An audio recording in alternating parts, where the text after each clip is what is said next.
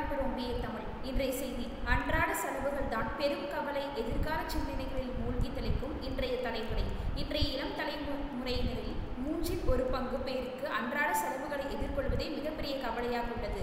45% பேருக்கு அவர்களின் சம்பாத்தியம் நிதி தேவைகளை பூர்த்தி செய்யும் அளவுக்கு இல்லை. 25%க்கும் மேற்பட்ட இளைஞர்கள் தங்களின் ஓய்வு காலத்தில் நிம்மதியாக கழிக்க முடியுமா என்பது குறித்து சந்தேகம் தெரிவிக்கின்றனர் என்கிறது டெலோடஸ் குளோபல் ஜென் இசட் அண்ட் மில்லியனில் அமைப்பின் ஆய்வுகள். பொருளாதாரத்தில் நிலவும் நிலையற்ற தன்மை அனைவரையும் பாதித்தாலும் 1997 முதல் 2012 காலகட்டத்தில் பிறந்தவர்களே குறிப்பாக பணத்தை பற்றி கவலைப்படுபவர்களாக உள்ளனர்.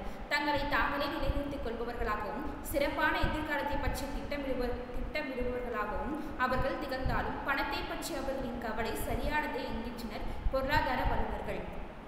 தாங்கள் பொருளாதார ரீதியாக தன்னிறைவு அடைந்துவிட்டதாக கூறும் சில இளைஞர்கள் தங்களது வங்கிக் கணக்கை ஓவர் டிராஃப்ட் வசதிக்கு பயன்படுத்துவதாகவும் கூறுகின்றனர் என்றும் தெரிவிக்கப்பட்டுள்ளது. வல்லரசு நாடுகளில் கூட முந்தைய தலைமுறையுடன் ஒப்பிடும்போது இன்றைய தலைமுறையினரின் வாங்கும் சக்தி 86% குறைவாக உள்ளதாக ஆய்வு ஒன்று தெரிவிக்கிறது. உலகம் எதிர்கொண்ட கொரோனா எனும் பெருந்தொற்று பொருளாதாரத்தில் பெரும் தாக்கத்தை ஏற்படுத்தியுள்ளதாக கருதப்படுகிறது. இது குறித்து அமெரிக்காவில் மேற்கொள்ளப்பட்ட ஆய்வு ஒன்றில் முந்தைய தலைமுறையுடன் ஒப்பிடும்போது 18 முதல் 35 வயது உட்பட்ட இளம் தலைமுறையினரில் 59% பேர் கொரோனா ஏற்படுத்திய பொருளாதார தாக்கத்தின் காரணமாக தங்களின் இலக்கு ஒத்திவைத்துள்ளனர் என்பது தெரியவந்துள்ளது. இந்த மனநிலை 35 முதல் 55 வயதுக்கு உட்பட்டவர்களின் 40%ஆகவும் 55 அல்லது அதற்கு மேற்பட்ட வயதினரில் 23%ஆகவும் உள்ளது என்று அந்த ஆய்வு கூறுகிறது. இது குறித்து பொருளாதார மேம்பாட்டு வல்லுநர்கள் கூறியதாவது: உலகளாவிய பணவீக்கம் மற்றும் அதிகரித்து வரும் செலவுகள் கோடிக்கணக்கான மக்களின் அன்றாட வாழ்க்கையை கடுமையாக பாதித்துள்ளன. எரிபொருட்களின் விலை உயர்வு, கடன்களுக்கான வட்டி விகிதம் அதிகரிப்பு போன்றவை பொருளாதார சிக்கலை மேலும் அதிகரிப்பதாக உள்ளன. இன்றைய உலக பொருளாதார சூழல் அனைத்து தலைமுறையினரின் மத்தியிலும் ஒருவித அழுத்தத்தை ஏற்படுத்தியுள்ளது. ஆனாலும் அதிகரிக்கும் அன்றாட செலவுகளால் இன்றைய இளம் தலைமுறையினரே அதிகமான வலியை அனுபவித்து வருகின்றனர். நிலையற்ற பொருளாதார தன்மை பட்டப்படிப்பை முடித்து புதிதாக பணிக்கு சேரும் இளைஞர்களின் கல்வி கடனை திருப்பி செலுத்துவதில் பாதிப்பை ஏற்படுத்துகிறது.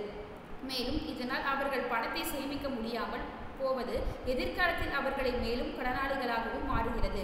1981 முதல் 1996 மற்றும் 1965 முதல் 1980 இடைப்பட்ட காலத்தில் பிறந்தவர்களை ஒப்பிடும்போது 1997 முதல் 2012 இடையே பிறந்த தலைமுறையின் கல்வி கடனை அதிகம் பெறுபவர்களாக உள்ளனர். தங்களின் வாழ்நாள் முழுவதும் கடனில் இருப்பவர்களைப் போல இருக்க இன்றைய தலைமுறை விரும்பவில்லை.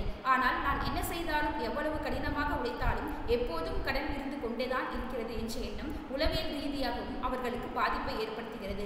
இப்படி நிதி சார்ந்த சிக்கலை ஒரு இளைஞர்கள் எதிர்கொண்டால் அது சமூகத்தில் அவருக்கும் மற்றவர்களுக்கும் இடையேயான உறவையும் பாதிக்கும். தங்களது நண்பர்களுடன் கூட மகிழ்ச்சியாக வெளியே சென்று வர முடியாத அளவுக்கு இந்த பாதிப்பு இருக்கும். பண விஷயத்தில் இன்றைய இளம் தலைமுறையினர் இந்த நிலை தொடர்ந்தால் இறுதியில் அவர்கள் தங்கள் தந்தையின் தலைமுறை நிதி பாதிக்கும் விஷயத்தில் சாதித்தை ஒருபோதும் சாதிக்க முடியாமல் போகலாம் என்பதை கண்டிப்பாக உணர வேண்டும்.